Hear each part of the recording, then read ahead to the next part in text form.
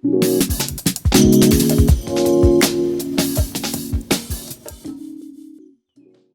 some nice music. Hello, everyone. Hey, hey, hey. I appreciate y'all for joining us. How are you today, GM? GM, sir. Very good. GM, all good here. Thanks a lot for the invitation. Of course. I'm glad to have y'all. It's nice. A friend of Shine is a friend of ours. Hey, we had a blast with Drunk Boy and Badgerton. That was a lot of fun. Um, and Yeah. yeah, maybe that's a good place to start, man. Why don't you tell me origin story? How do y'all intersect with Shine and all that?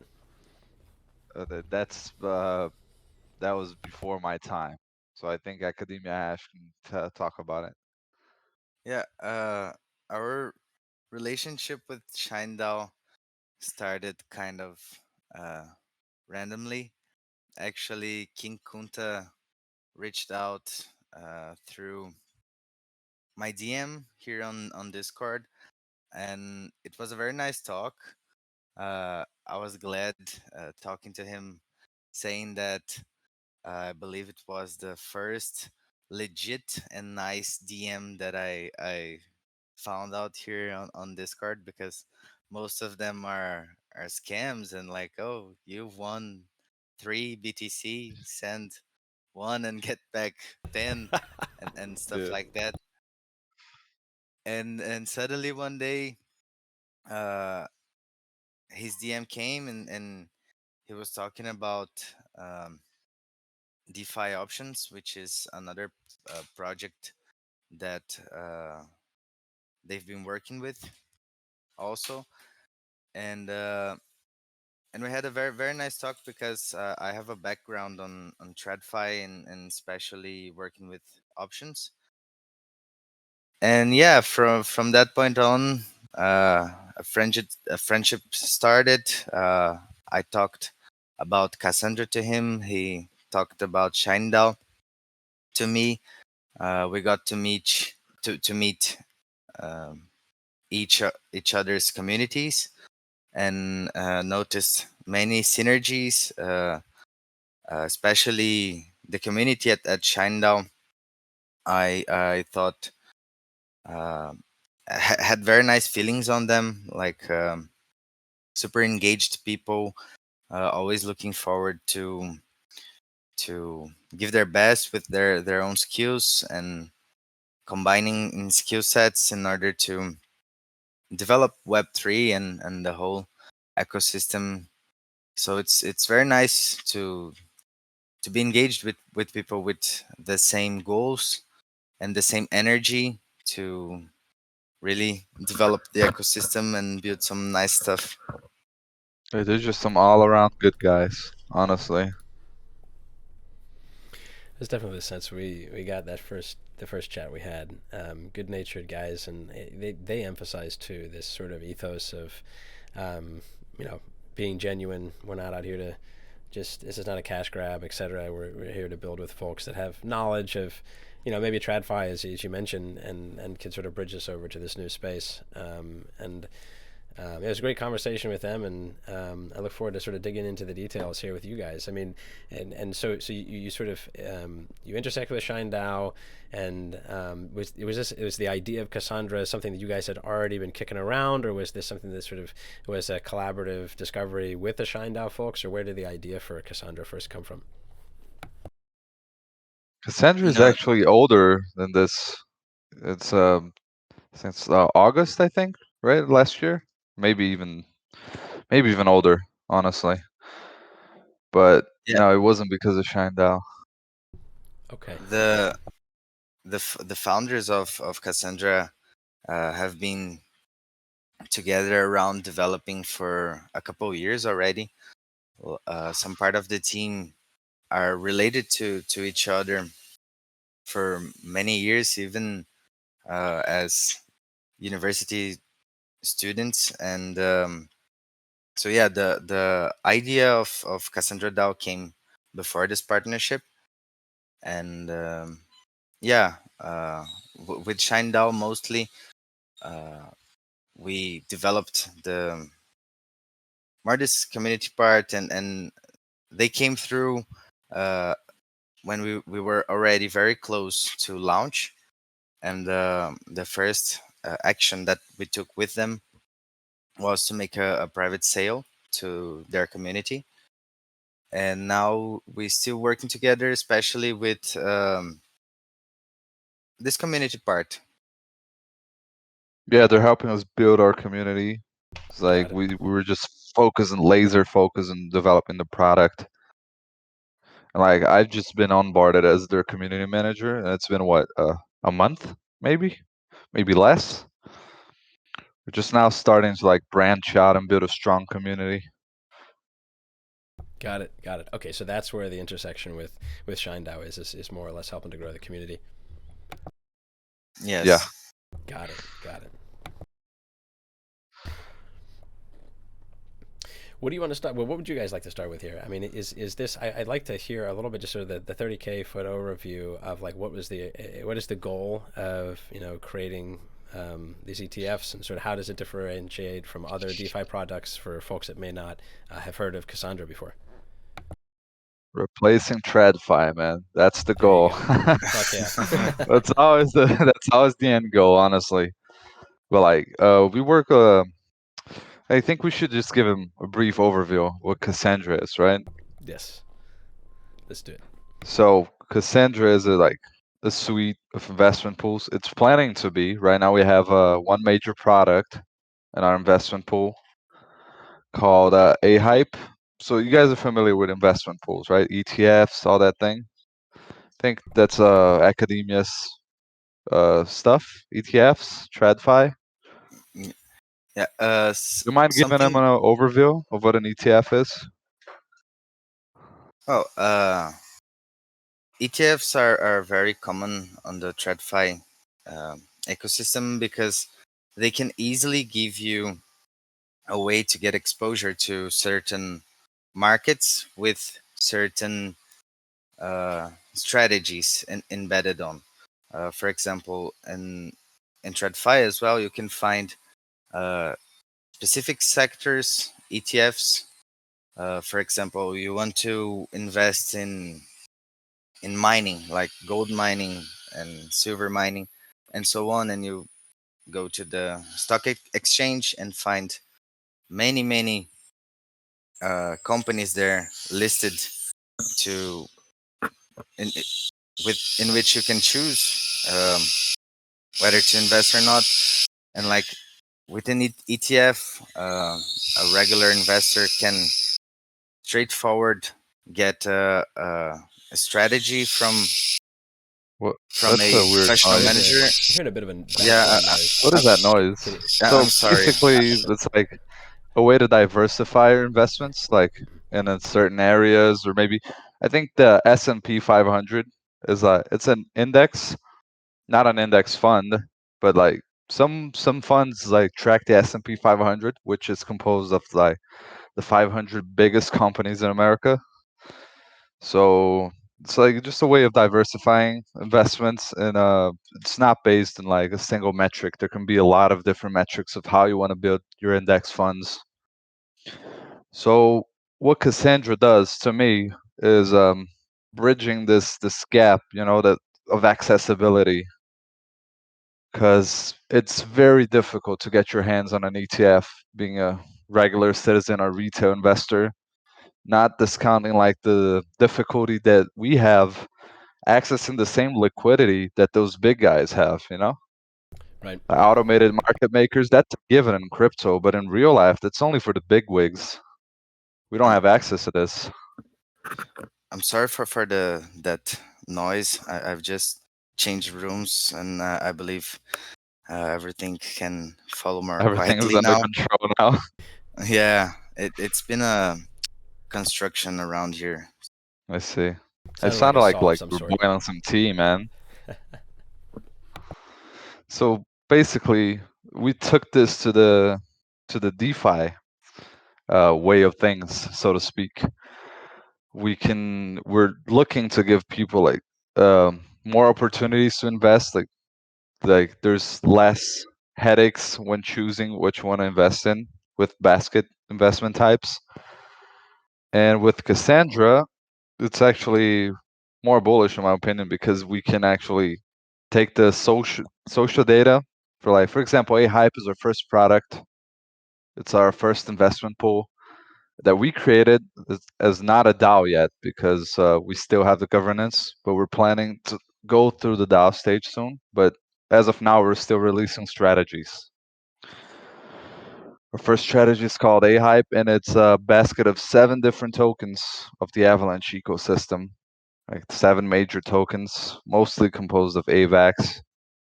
There's Joe, there's Krabata, there's PNG, Pangolin. And so And I believe we tried to make a brief description of what ETFs are and do, and I was talking before about this thing of easily getting exposure and so on. But uh, where does Cassandra stands out here, and what kind of solutions that we provide that really makes us standing out? So, firstly, uh, the there there were before Cassandra many entrance barriers, many entrance barriers when someone would do this, uh, because making an ETF was something restrict to certain people with the proper infrastructure to do it and so on. And the strategy plugged only had like basically 2 ways of being deployed.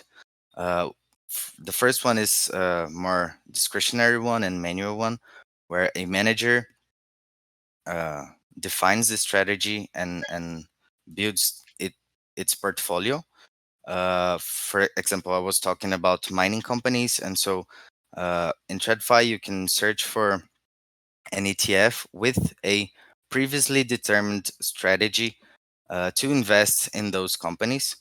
For example, I would just give random names here. You can go to Vanguard's ETF, and you will be getting your exposure on these mining companies based on what the manager thinks suits best. right, All right, right, so the manager can uh, choose those companies based on valuations and fundamental analyses and other kinds of strategies, or it can be a quant strategy. And Yeah, with Cassandra, you can port this with literally any kind of data. And so A Hype is like a test concept of what it can do, because A Hype builds this portfolio strategy using the social score criteria in order to choose the allocations of the assets. And with Cassandra itself, this kind of criteria can be chosen from the manager to be combined with other kinds of things.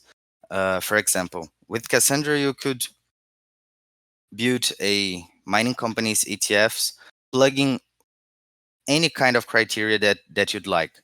Besides fundamental analysis, you could also put a social score criteria for the companies. You could put even, I don't know, perhaps the traffic of the websites of these companies. And so you'll be able to test and validate and share with people, like literally every kind of investment strategy with every kind of data available. And this is one example of what is our relationship with API 3, because the Cassandra protocol combined with API 3, for example, allows the user to do this, to part any kind of data inside a smart contract in order to generate an automated investment strategy. And doing this in the crypto ecosystem, it's also non-custodial, it's permissionless, and all this kind of stuff. Because differently from TradFi as well, the custody remains on the smart contract, and so the iteration is between only the user and the smart contract.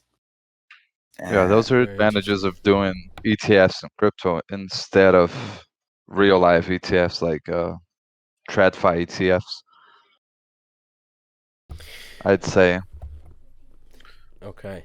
All right. So let me just ask a couple questions here for the less informed myself, right? So let me, if I could sort of try to explain my understanding. I'm listening to everything you're saying here, and I got the graphic on screen from the homepage describing sort of the flow of the rebalancing, or at least this sort of porting in the strategies. So if I'm understanding correctly, you have you're porting in data on various markets potentially, right? And then there is the assets that are contained in the ETF are set by the user, and then they're balanced according to some type of algorithmic mechanism. Is that accurate? Yeah, Yes. Okay. it's actually, we get the data from API 3, and you can choose from other partner datas to J- like develop your own strategy, and then the manager can set parameters based on that data he gets. And they can it's choose from multiple data exactly points too. what he said, and That's it. and also the if the user chooses to, he can do this reallocation even manually. Like Oh yeah, but he that's can another plug it. thing. He can plug in these other many criterias, or even do it manually as well. Yeah, if you don't want to do all that fancy stuff, if you don't want to follow any algorithm, you just want to manage a fund, you can do it manually. Like he said, you can rebalance it Okay. manually too. That's for more like for the average user. For Yeah, actually, Got it. this managing could be just to simplify, more active or more passive. Got it. Okay. And any user could set up their own ETF, or is that what the DAO does? Or I guess how are the ETFs formed from the user end? right now, only we have the permission to create ETFs because we're not a DAO yet. We're still developing through that, Right. towards that rather. But yeah, that's the point. That anybody could just go and create a fund, and like in a couple of months, I think you'll be able to see our interface and interact with it. Sweet.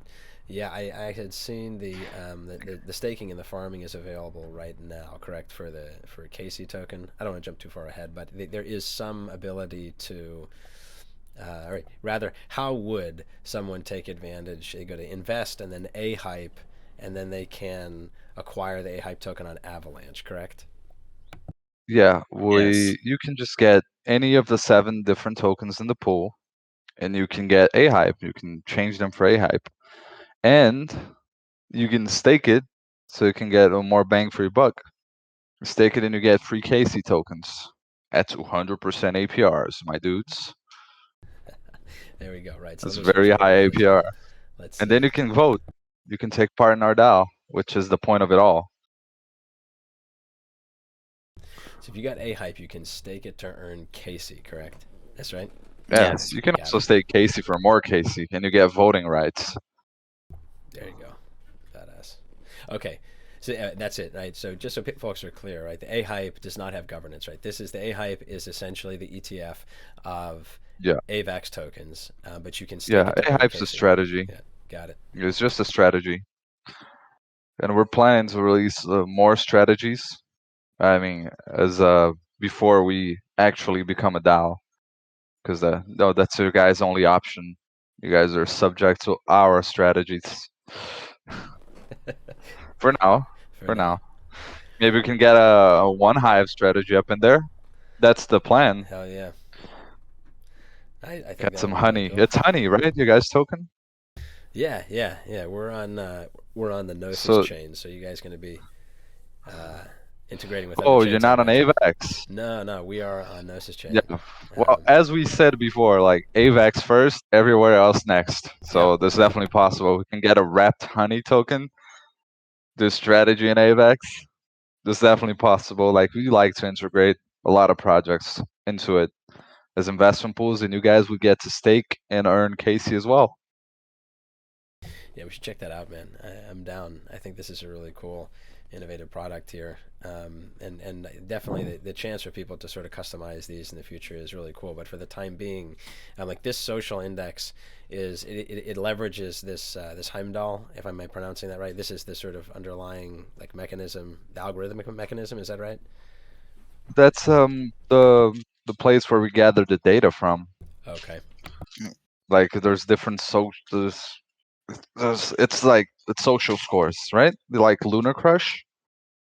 Right. It's like Lunar Crush. We just gather the data from them and then we create a strategy based on it.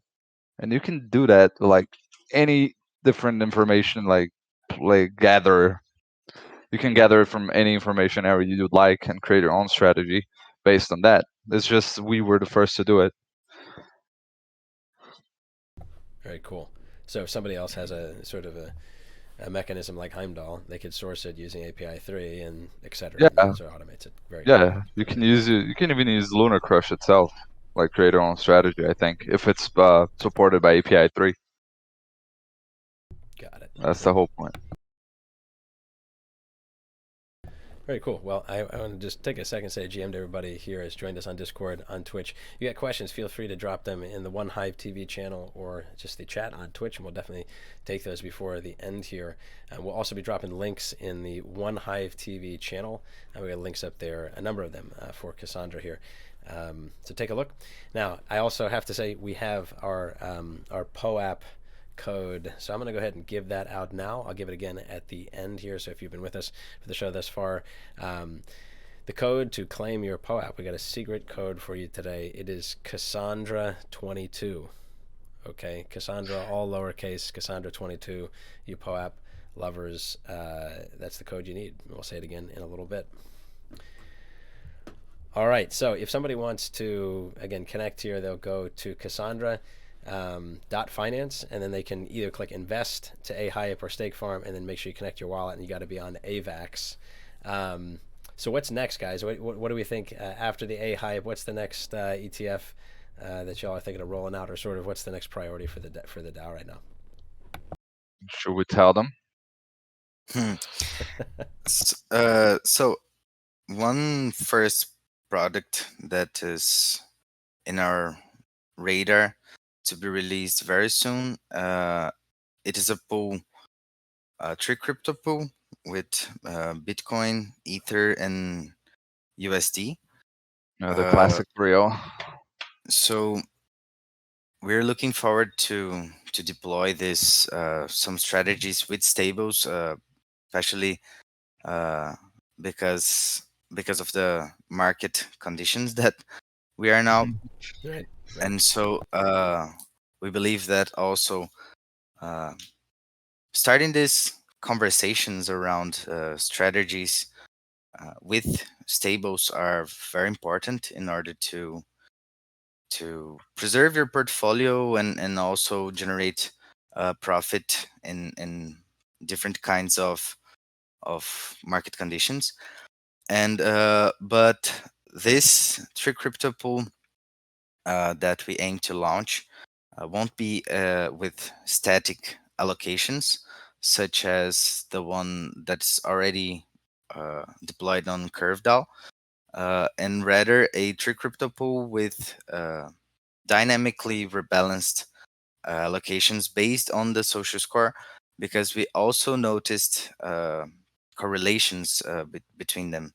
For example, before this this kind of dump that we're going through right now, we noticed through the social score an increase on the social activity of the US dollar, and so basically like a three crypto with a social score criteria for allocations would have increased the percentage of stables before this kind Dump. of dump. We And Yeah. can. So you have data sources that could actually help sort of anticipate that, or you feel that the social signaling is strong enough that you could sort of anticipate an oncoming dump and like shift to stables. Yeah, that's what yeah, all our product is based on, like how confident we are that social scores can predict the markets Right. in a way. uh, And it does. actually, It's been promising, the yeah, data we've been gathering. yeah. Cool. Go ahead, academia, if you want to continue in. Oh no, it Yes. was just giving a brief commentary on this, because like we all know, we we all want to know what is like the holy grail of strategies and so on, and basically everything is kind of a big experimentation. uh but looking to this kind of data, specifically the social score, we were able to get some very nice insights about um, what would perform better in terms of allocation and so on.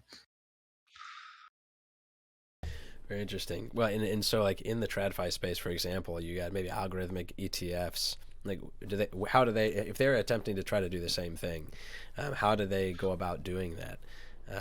Sort of anticipating. Do they use similar strategies, or are there like other? Yeah. Well, they do it only So quarterly. Okay. uh, and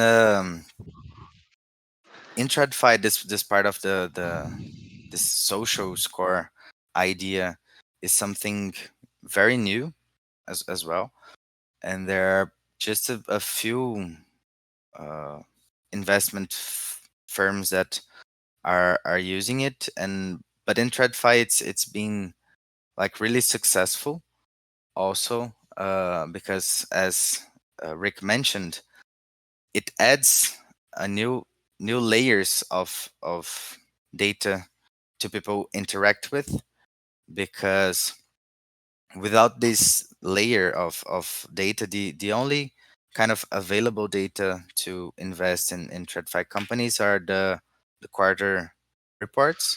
Yeah, that was a bit of a joke when I said only quarterly. Yeah. You So yeah, uh, it's been pretty slow data streams. It's like pretty monolithic. Got it. So the benefit here is not only accessibility to people, but agility. Then, if it can sort of like, you can lift and shift You can and move on. yeah. Yeah, you can move on high risk markets. You can get your profits faster. You can like invest in things that have higher growth potential. Honestly, because like crypto's 500 times smaller than stock market. I'd say Right. Right. Right. it's like there's a whole lot more upside. And with the like how much information we can gather at every single moment.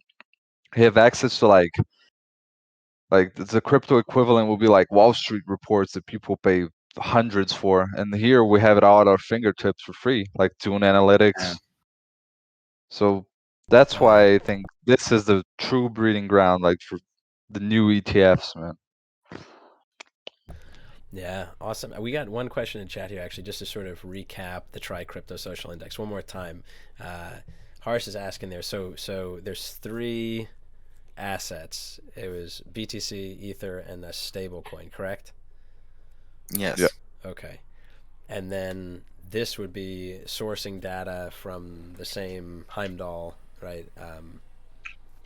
Sort of, I guess the social Yes. indexing, yeah. And then it's going to rebalance according to that data flow.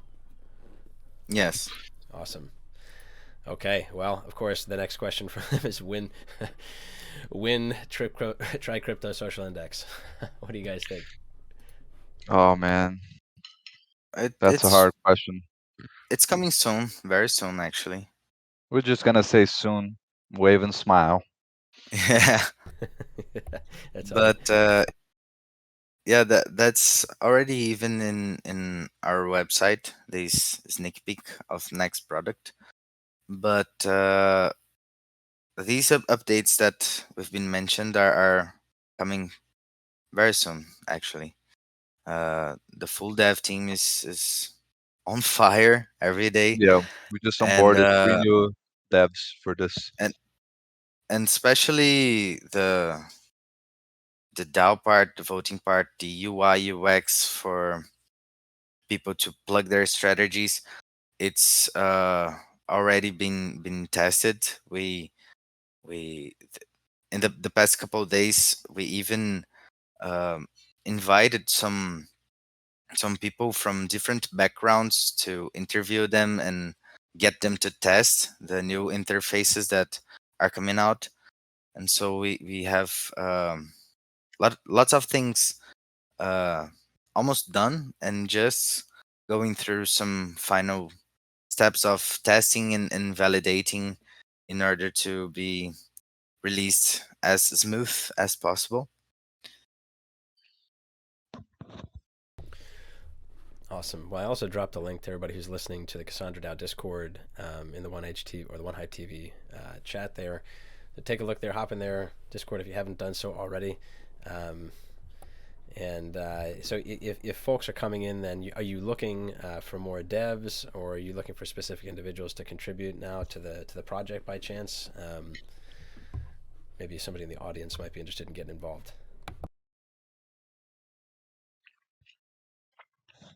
Well, we could always use more community people. Like, I think Harsh approached us, interested in doing a little bit of work for us. Your designer, I think, right? Harsh is a designer. Yes, correct. Yeah, he's very talented. He did a little pretty art for the advertising of your Sunday TV streams, or is it Yeah, Monday? he did the It's Monday, banner. right? Yeah, we shot it out on I Sunday. keep Yeah. confusing Monday and Sunday. Oh, So yeah, good. it's like Yeah. if you like, we're definitely looking for talented people.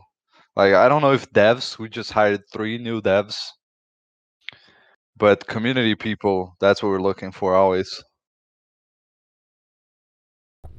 Right on, folks. Well, head over to the Discord if you haven't yet done so. Maybe Harsh can share a bit too. Yeah, man. I think Harsh is in the audience there. There he is, GM man. Yeah, that's why I was talking. I Yeah. just see him in the audience. He's actually helped quite a bit, like with the something called SourceThread. Yeah. Yes. I'm trying to integrate it to our Discord, but it's kind of difficult. Yeah. One Hive experimented with that for a while. It's a very interesting tool. Definitely got some interesting use cases. And cool. Yeah. Source code guys are good, and it'd be cool to chat more about that. Is there anything? Well, I tell you what. Let's shift before I forget here. On the share screen on Twitch, where we have the sort of the Cassandra token, and I wanted to hear a little bit more about this in terms of, I know it's sort of governance rights, but then there's also, it looks like down below, there's some other details with regards to holding value, redeem fees, and the voting lock period and all that. So can you guys help us understand a little more about Casey? If someone goes out and buys it today, sort of what are the things they can expect and the rights that it grants? Well, we're planning to give more use cases to Casey, but as it becomes a DAO, it's going to become insanely valuable because right now, every time someone invests in like on one of our strategies, there's a fee, and it gets redirected to Casey holders. Right now, it's being held at a foundation wallet because it's not a DAO yet. People will actually be able to vote how it gets Yeah, spent, how it gets used, and we get a people. withdrawal fee of 3%, which goes out of Casey as well, and possibly to Casey holders depending on votes. Yeah, like the this voting part that Rick mentioned is in the current stage where Casey holders will be able to vote if the fees generated gets redistributed to the Casey holders, or if this money will be used to buy Casey and burn it in order to appreciate Casey's value. And yeah, it's kind of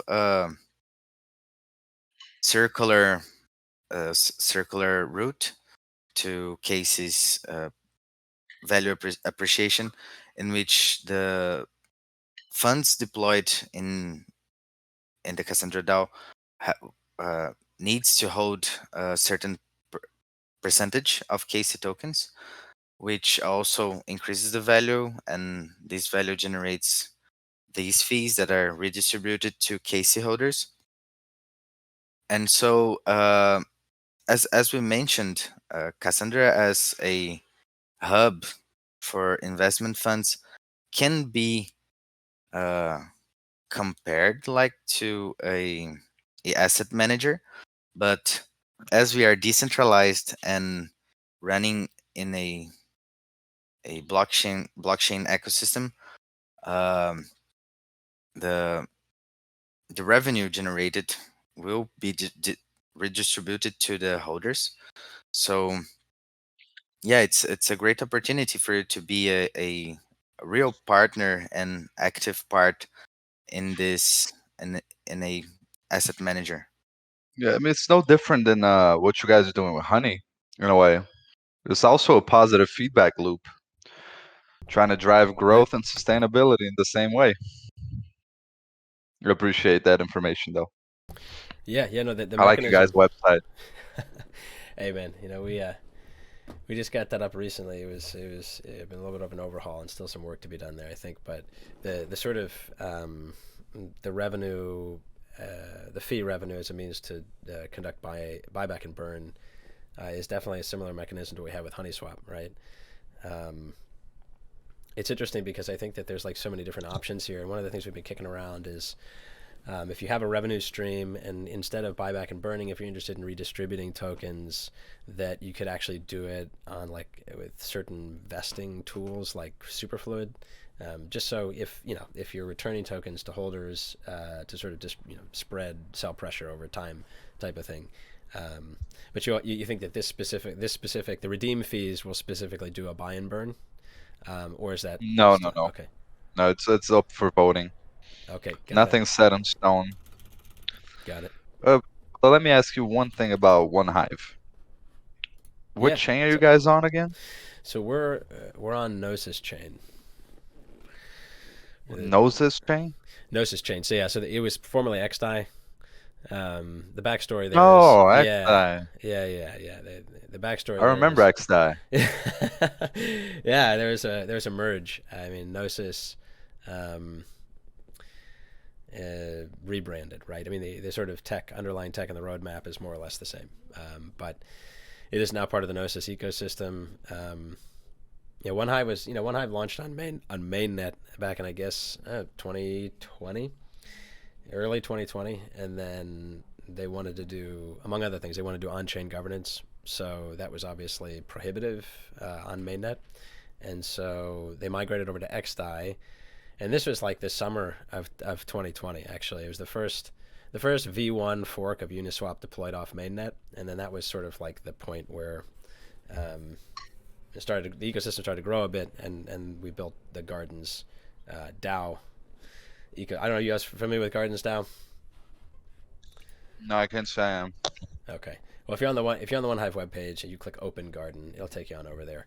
It's essentially a fork of Aragon with some additional functionality as far as conviction voting goes, and then which is a certain form of proposal support, and then we also have Sybil resistance through the integration of Bright ID, which sort of provides a bit of protection for the governance front end.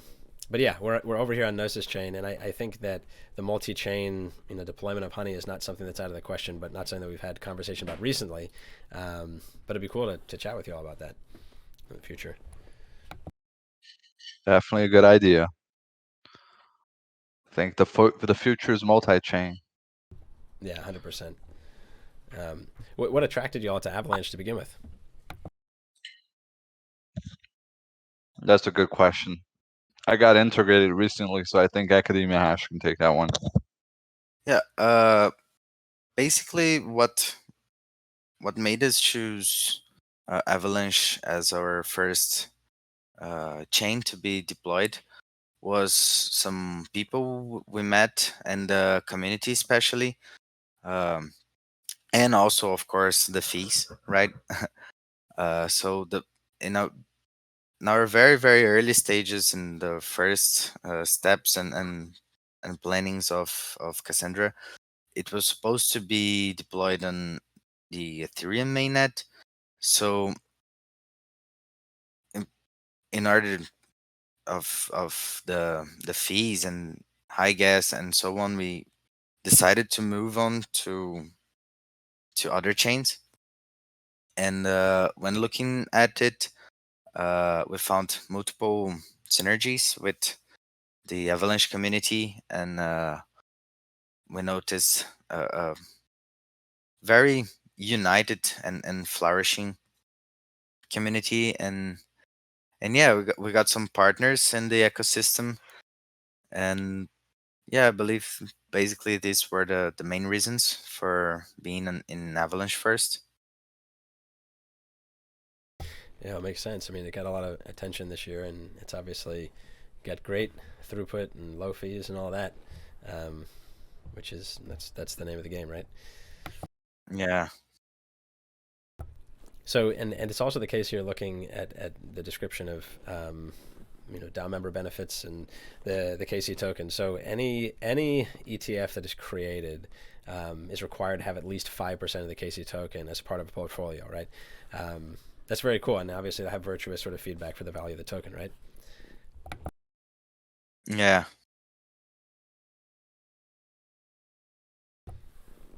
So on the voting front here, thinking forward to your DAO deployment, you're going to have to lock KC in order to accumulate voting power. Can you tell us a little more about that? Yeah. Right now, this mechanism can be found in the stake farm part of the website, and accordingly to the withdrawal delay period, you accumulate more or less voting power. So with a 15 days delay of withdrawal, you get 2 voting power per KC, and 45 days delay, you get 3 voting power per KC. And also currently different APRs. Okay, and so And yeah, go ahead. no, go ahead.